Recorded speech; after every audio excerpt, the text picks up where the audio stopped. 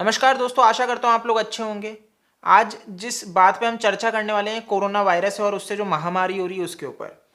अब देखो, ये महामारी बहुत तेजी से बढ़ रही है और आज भारत पहले स्थान पे आ चुका है। यूएसए को भी पीछे छोड़ चुका है और केसेस बहुत तेजी से बढ़ रहे हैं। तो ऐसे में आपको ये चीज के बारे में पता होना चाहिए क्या सही है क्या गलत है। तो 3 देश के प्रमुख डॉक्टरों के बात को मैं आपके समक्ष रखना चाह रहा हूं, जिसमें डॉक्टर रणदीप गुलेरिया हैं जो कि डायरेक्टर हैं एम्स दिल्ली के। डॉक्टर देवी शेट्टी हैं जो कि चेयरमैन हैं नारायणा हेल्थ के।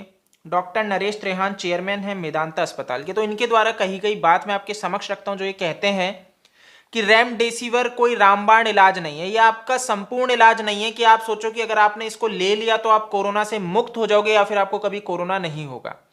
ठीक है, तो ये क्या कह रहे हैं इस विषय में, इस चीज को हम समझते हैं, किस तरीके से बता रहे हैं। क्योंकि हमारे देश में ऑक्सीजन की कमी है, आप बहुत अच्छे से जानते हो, और ऑक्सीजन की कमी के कारण बहुत से लोग आज अपनी जान गंवा रहे हैं। ऑक्सीजन, क्योंकि देखो कोरोना के कारण क्या होता है, जब इसके लक्षण दिखने लगते हैं और उसके बाद आपकी स्थिति बिगड़ती है तो ऑक्सीजन आपका धीरे धीरे कम होता है। तो ऐसे में ऑक्सीमीटर भी खरीद लें। ठीक है, अगर अभी तक आपके पास ऑक्सीमीटर नहीं है तो ऑनलाइन आप परचेज कर सकते हैं या किसी मेडिकल शॉप पे जाके परचेज कर सकते हैं। ठीक है, तो ऑक्सीमीटर को जरूर से खरीदें, जिससे आपका ऑक्सीजन आपकी बॉडी में कितना है वो पता रहे। तो इस पे क्या है मैं आपको एक बार बता देता हूं कि डॉक्टरों का क्या मत है और क्यों वो कहते हैं कि भाई ये जो वैक्सीन है ये रामबाण इलाज नहीं है।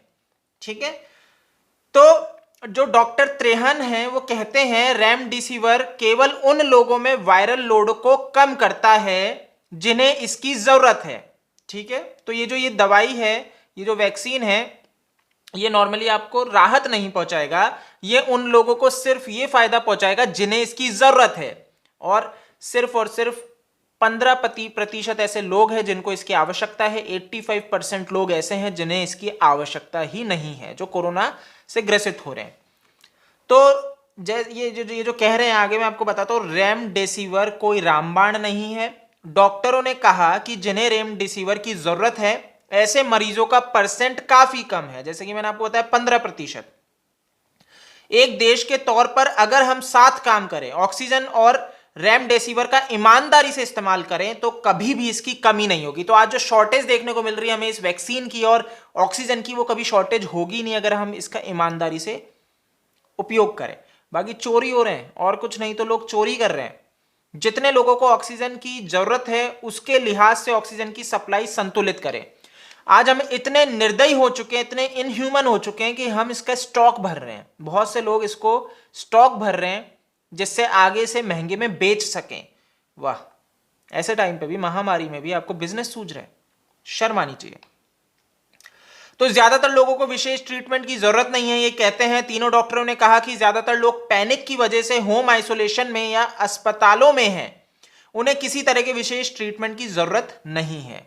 शुरुआत में ही इलाज कराएं, ये कह रहे हैं कि आपको शुरुआत में इलाज करवा लेना चाहिए। अगर आप शुरुआत में इलाज करा लेंगे तो आपको जो ये बीमारी है ये स्वस्थ हो जाएगी। आप इसको टाल देते हो जिसके कारणवश ये सारी परेशानियां आपको झेलनी पड़ती है। तो डॉक्टर शेट्टी इस बारे में कह रहे हैं, वो कहते हैं कि अगर आपको शरीर दर्द, सर्दी, खांसी, कब्ज या वॉमिटिंग जैसे लक्षण दिखाई दे तो सबसे पहले कोरोना का टेस्ट लें।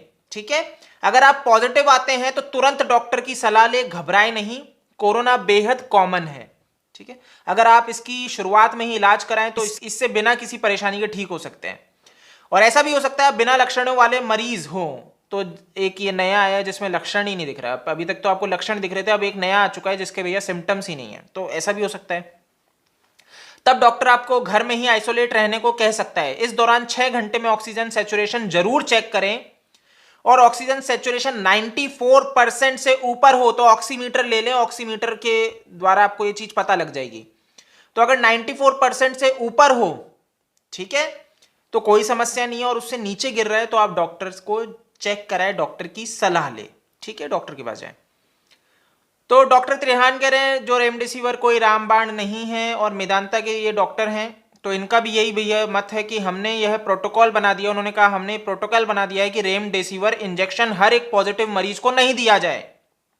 टेस्ट रिजल्ट, लक्षण, पहले से मौजूद बीमारी जैसे चीजों को देखकर ही ये वैक्सीन दी जाए तो सही है, जिससे कि किल्लत ना हो और जो आज हमें कमी हो रही है वो ना हो। इससे केवल वायरल लोड कम होता है। क्योंकि अभी हमारे पास पर्याप्त ऑक्सीजन है, तो ये बताते हैं हमारे पास इन सब चीजों को देखते हुए चलने के कारण पर्याप्त ऑक्सीजन है, और बशर्ते हम इसका समझदारी से इस्तेमाल करें। मैं लोगों से कहना चाहता हूं कि अगर आपको ऑक्सीजन की जरूरत नहीं है, इसे केवल सुरक्षा कवच के तौर पर इस्तेमाल ना करें, है ना। तो एक चीज ये बताइए कि अगर आपको इसकी जरूरत नहीं है तो इसे ये सोच के ऑक्सीजन ना ले कि भाई आपको बचा लेगा, ठीक है। तो बिल्कुल सही कह रहे हो। ऑक्सीजन की बर्बादी से उन लोगों को तकलीफ झेलनी पड़ेगी जिन्हें इसकी सचमुच जरूरत है। तो डॉक्टर गुलेरिया एम्स के डायरेक्टर कह रहे हैं कि 85% लोगों को तो जरूरत ही नहीं पड़ती है। जी हाँ, इस वैक्सीन की, रेमडेसिविर की 85% लोगों को जरूरत नहीं पड़ेगी। और नॉर्मली जो आपको लक्षण देखने को मिलते हैं, सर्दी, गले में खराश, ये साधारण लक्षण है, आपके वैसे ही सही हो जाते हैं। तो आपको ये लेने की आवश्यकता नहीं है। और जब आप इसको लेते हैं तो इसके कारणवश क्या होता है, जिसको सही में आवश्यकता है उसको वहां पे अभाव हो जाता है। तो आप ऑक्सीजन की अनावश्यक नहीं लें। अगर आप डोजेस ले रहे हैं, सप्लाई ले रहे हैं, तो वो ना लें। और एक अपील है कि भाई हमें इस चीज को भी बहुत अच्छे से समझना पड़ेगा कि जो लोग स्टॉक भर रहे हैं वो ना भरें, क्योंकि आपके कारणवश किसी एक आम व्यक्ति की मौत हो रही है जिसे आज ऑक्सीजन की जरूरत थी, सबसे ज्यादा जरूरत थी, वो आज उससे अभागा रह गया। जिसको आज इस वैक्सीन की जरूरत थी वो आज इससे अभागा रह गया। तो क्या मिलेगा? क्या कर लोगे ऐसा पैसा कमा के जो किसी की मौत के ऊपर भाई कमाया गया है? तो बहुत गलत बात है।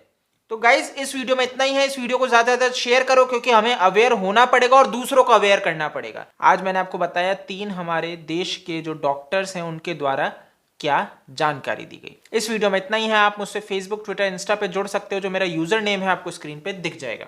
जय हिंद।